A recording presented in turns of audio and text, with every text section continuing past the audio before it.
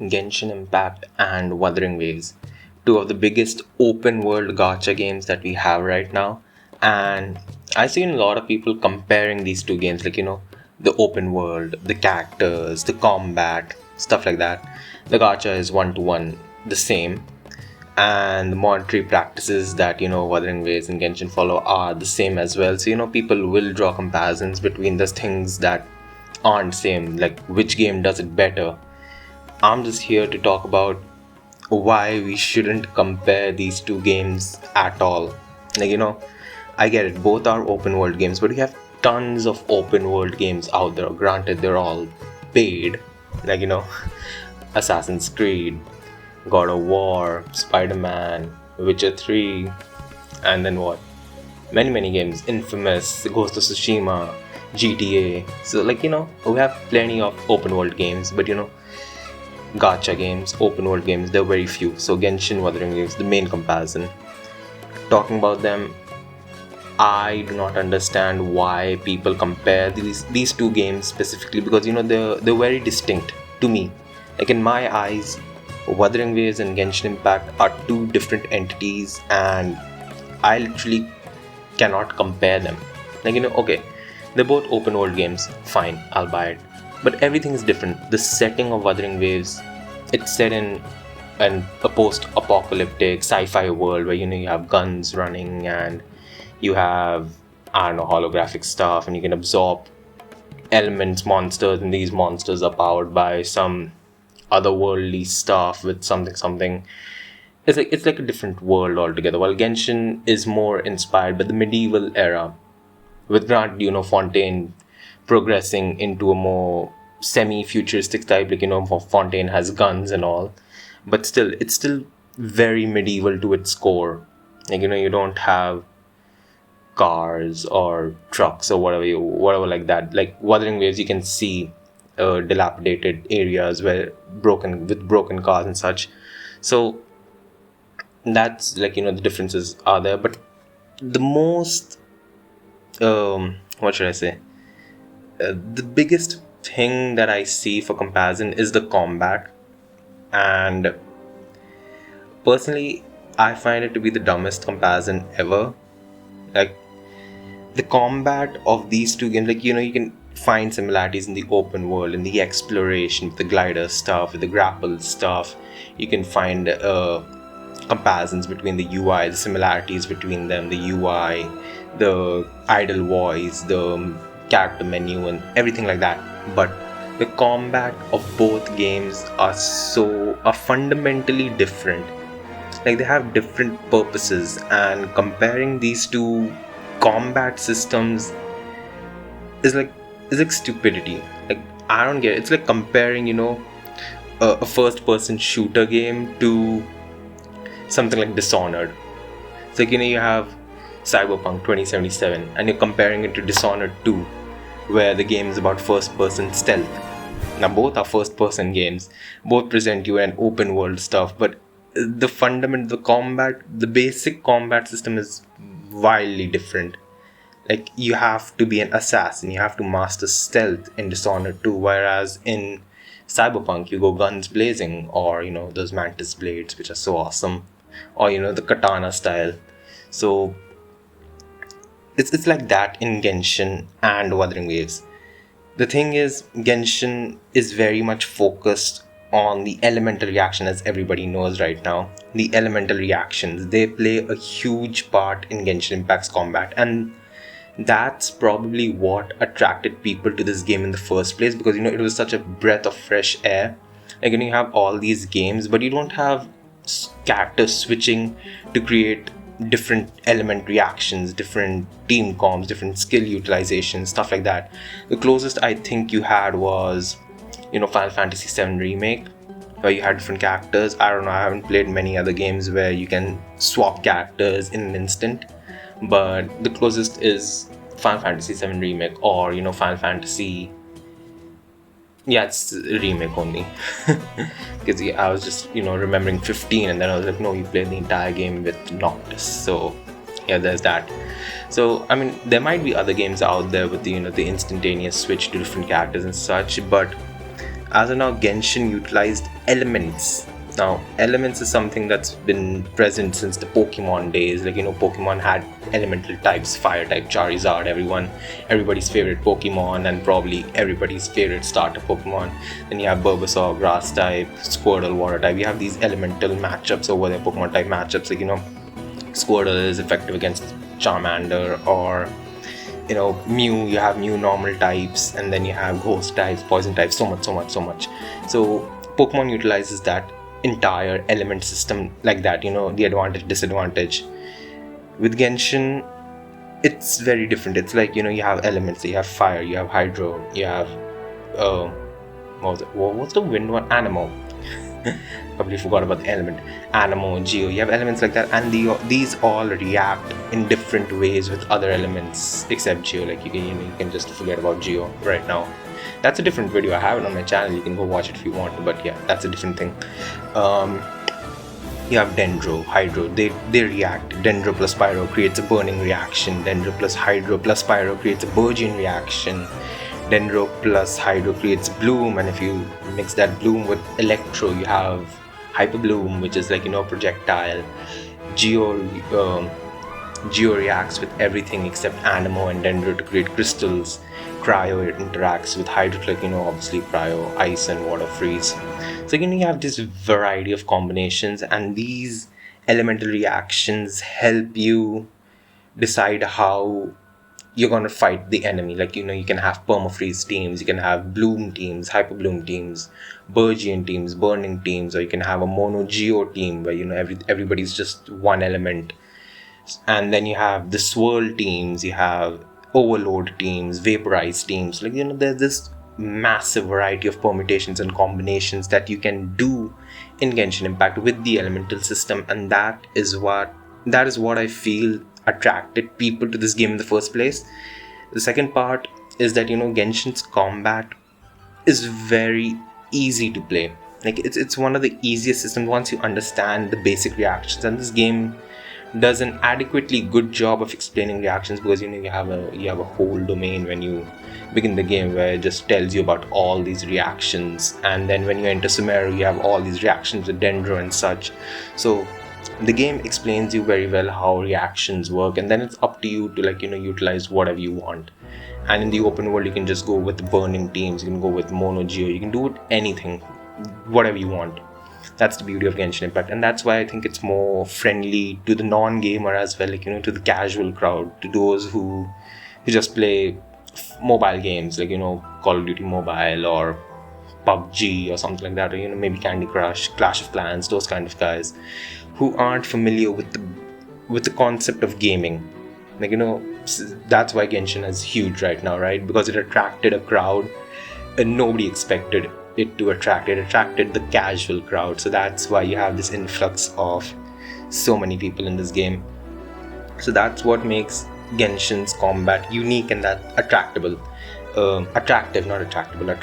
because this entire game is so casual friendly. You have two characters, you can keep Raiden Shogun and you can keep Arlecchino in the same team. Just use Raiden Shogun's skill, Arlecchino skill, and then you have continuous overload reactions. Keep a Zhongli, you have a shield, you have continuous crystallized reactions happening. So you have different teams. You can keep Yao Yao and Barbara together, and you can just make Bloom cores drop official in that team, and you have Hyper Bloom ready.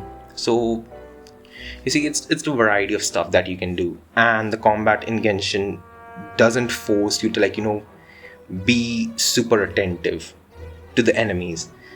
Spiral Abyss apart, you can just ignore the Abyss for a moment, because I'm pretty sure if not 50, if not 80, at least 60% of the casual players don't attempt the Abyss, or just do it up till floor 10 or floor 11 and then call it a day. So I feel many of these people, they just play this game like you would play any open world game. Like, you when you open up The Witcher 3 and you're just roaming around this massive world, killing monsters, just enjoying your time. You have this raisin stuff, so like, you can just waste your raisins as well, build a few characters, and then shut it off.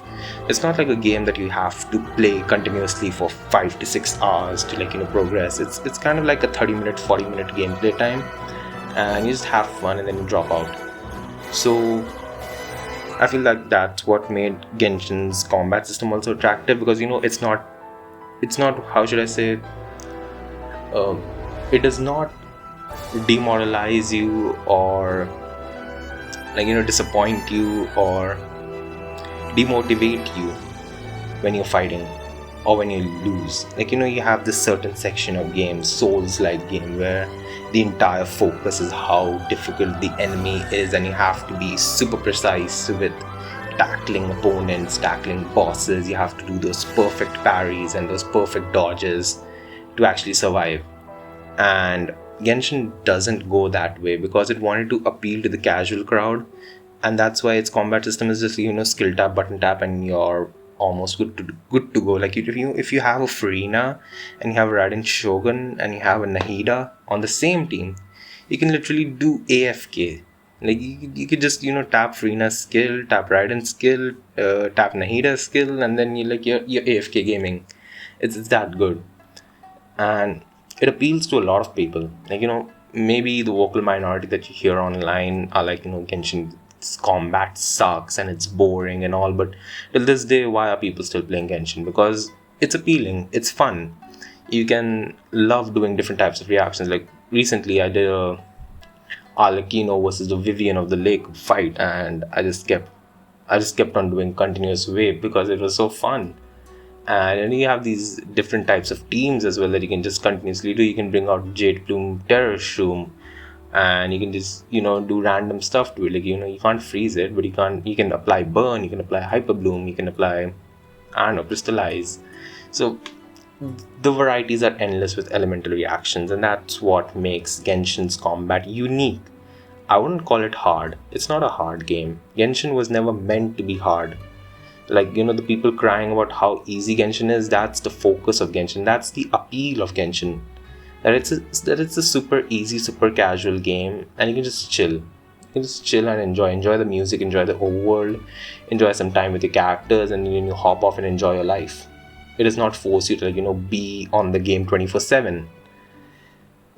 And I mean, I'm just gonna stop there for Genshin because I need to talk about Wuthering Waves now. The main comparison, the combat. The Wuthering Waves' combat, at a first glance, it might look similar to Genshin because you have those character swaps that you have. Genshin, you can keep teams of 4. With Wuthering Waves, you have teams of 3. So it might look similar, but come to Wuthering Waves, elements don't mean shit. Like, I have no idea why the element system exists in this game. Like, you can probably have opponents with immune to certain elemental types, and that's okay, fine.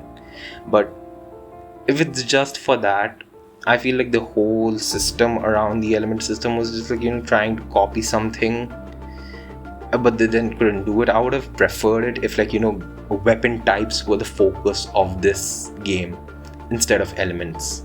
Like, if there's a sword user, you have different types of parrying. Since Wuthering Waves is a game that's I feel like it's heavily inspired from games like Sekiro or Devil May Cry or Ghost of Tsushima, where you need to dodge and parry at the precise moment to get the best results. And I feel like in a game like this, you should have focused more on the weapon types rather than the elements. But let's forget about that. Let's not get into that criticism part. The good part about the combat is that it's super fun.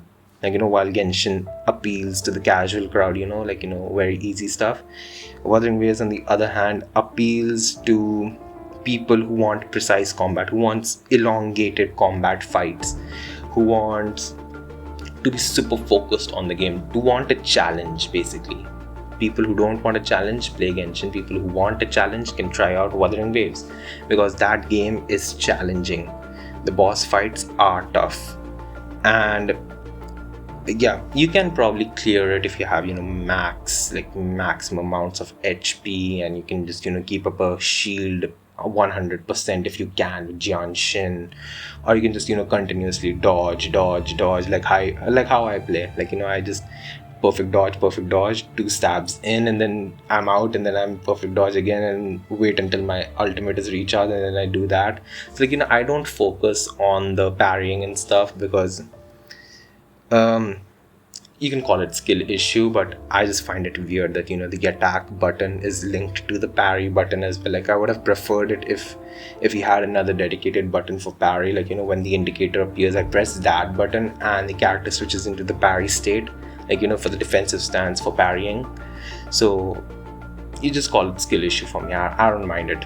I don't really care. I'm just a casual gamer, so I can have skill issue. But the thing is, with Wuthering Waves combat, it appeals to the gamer crowd. It appeals to people who have played many games before, who have played difficult games, like, Sekiro, Dark Souls, or, Star Wars. If you want a very easy Souls-like game, a Metroidvania Souls-like game. I wouldn't call it Souls-like game, but it had inspiration, Star Wars, The Last Jedi, not The Last Jedi, Jedi Fallen Order, the one with Cal Kestis.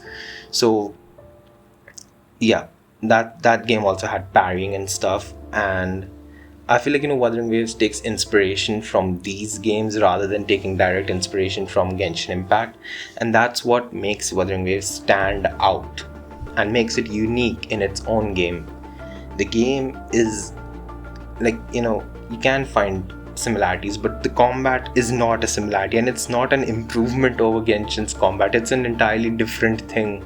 You wouldn't compare, let's say, Dark Souls to a game like God of War, right? Because they're completely different.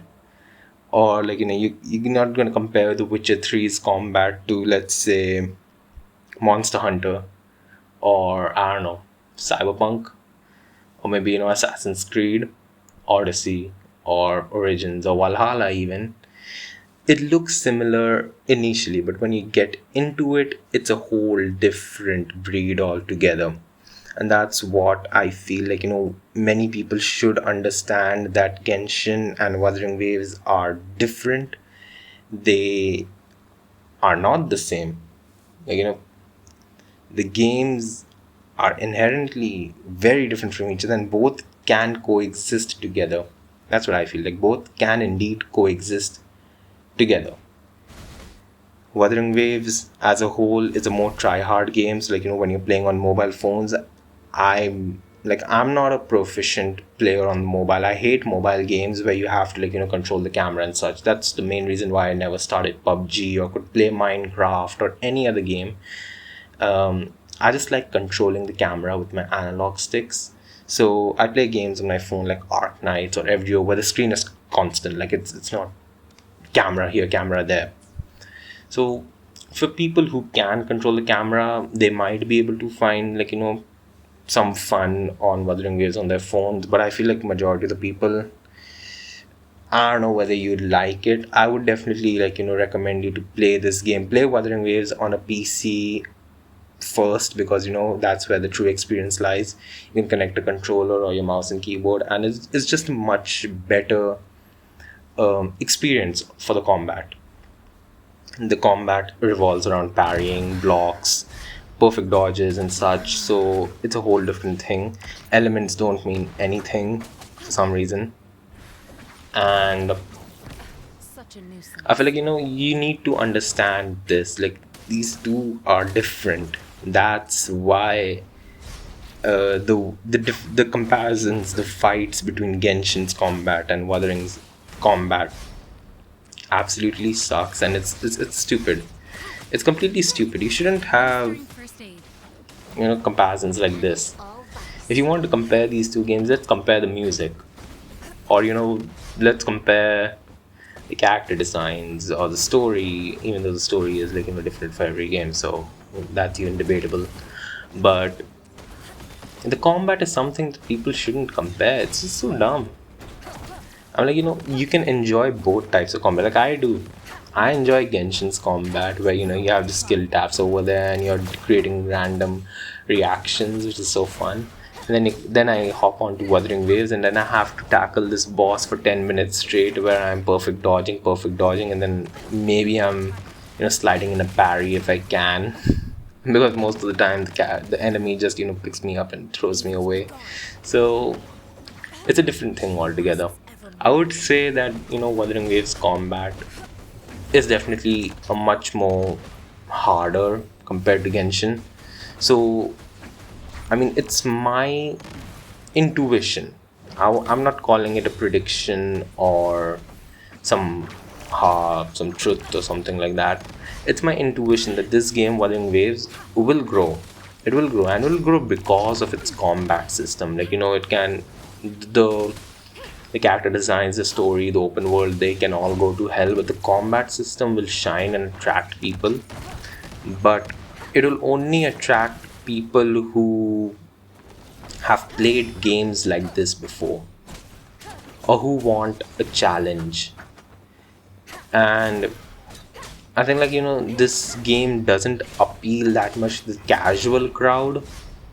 Like, you can just see PGR. I mean, it's a good game. People love this game. I've tried it myself and I kind of enjoyed it, although I wasn't a huge fan of the combat system because it was so like combo based. Like you need to have memorized all these perfect combos to achieve a result. Similar thing with Honkai Impact Third. So these games don't work because extensive combat systems and different combos and switch outs and switch ins and this kind of stuff. I don't think it appeals to gamers anymore. I feel like casual gamers are just in it for some random brainless brain dead combat and good graphics, good story, good characters, and they're good to go. So, like, you're seeing new games as well. They aren't that complicated. Like, I used to remember we had games where you had these insane combo systems. Like, one game that comes to my mind is probably, I don't know, Ben 10, Protector of the Earth. I don't know, guys, if you've played it. I mean, I am old, so yeah. I don't know if you've even heard of this game, but yeah, Ben 10 Protector of Earth had so many combos in their screen, like, the square plus triangle, square, square plus triangle, square, square, square plus triangle, or square, triangle, triangle, triangle. And you had the jump and the uppercut, and then you had the jump and the plunge attack, and then you had different combos, different attacks, different such. And back then it was so fun, but right now, if you tell me, I probably wouldn't be able to remember majority of the combos. And I'd just be spamming square, square, square every time. So, like, combat has become brain dead over the years, but it's more focused on the enjoyment part. Like, I recently started Ghost of Tsushima, and it took me quite a few time to get used to the parrying system and how to understand the combat, because initially I was just using tapping my attack button and then hoping for the best that they're gonna die. And I even died 2 to 3 times, I think, because I missed a parry or such, or I didn't dodge, something like that. So, like, people these days just need to find a balance between stuff. If you enjoy these sort of games, obviously, like, like I said, if you've played games like Sekiro, Ghost of Tsushima, or Dark Souls, Star Wars Jedi, you will definitely enjoy Wuthering Waves because the combat is phenomenal. But if you're a casual player, if you've never played these games before and you're just in it for the fun, then I feel Genshin would appeal more, because to the casual people the combat is much easier to grasp compared to Wuthering Waves, where you just smashing your attack button and hoping for the best that it parries. So, two different systems, two different genres of combat. Tell me, how do you compare it? You cannot. You cannot compare this system. And in the end, I just want to say that you guys should just enjoy the game for what it is. That's my deal. I maybe I meme too much on this game on Wuthering Waves on my Twitter handle, and maybe I did a few posts on YouTube as well talking about how hilarious the game's launch has been and how many errors this game has had. But apart from that, diving underneath it, because you can have fun with these games. I had tons of fun with Cyberpunk, while playing it, but I also had fun, so reading all the drama around it. So it's actually kind of fun. It's like healthy promotion, it's like you're enjoying the game. It's so bad that you're enjoying it. That was kind of my motivation for those posts. I don't mean to criticize Wuthering Wave for what it is, but in apart from all the issues that Wuthering Wave faces, its combat is pretty good, but it is incomparable to Genshin simply because they're two different systems. Now, if you tell me ZZZ that's coming on, Zenless Zone Zero, ZZZ, how you want to pronounce the alphabet Z. I've seen some gameplay, and I think it has a parry system or something like that, and it looks quite similar to Honkai Impact 3rd. And if that game has an actual parry and dodge system, then that would be a good comparison to Wuthering Waves' combat, because that is taking an established system, and then you have a direct competition. You can see which one is more fluid. But in games like Genshin, where the dodge button is basically your sprint button, so you're running and you're dodging with the same button, there's no concept of jumping during combat unless you're playing Xian or Shao, and there's no concept of dodging as well, because the attacks are centered directly, so you don't have perfect dodges and stuff, you don't have parrying and stuff. The game is much more focused on you utilizing the elemental reactions, and then comparing that to a game which focuses more on the parrying and the dodging rather than the elemental stuff or big huge numbers. And then there's a toughness break bar as well in Wuthering Waves. So you see, there's a huge difference between these two games, and you should not compare. Just enjoy both these games, man. It's amazing. Both games are amazing, and I wish both games succeed. I mean, Genshin is already succeeding. It's already the top game in the world, and I hope Wuthering Waves also gets the deserved success that they need. And yep, I just want to say, spread love, man. Not war. We don't like war. We don't like toxicity in the gacha community. I mean, there are many toxic players already. There are many toxic people already. You just hop on Twitter or to Reddit or even some YouTube comments, and you can just see the toxic attitude people have. So let's just create some positivity here. Both games are amazing. Both games shouldn't be compared, and let's just start enjoying all of them together. I mean, you even saw a post of Hoyoverse employees enjoying Wuthering Waves. So why can't we enjoy them?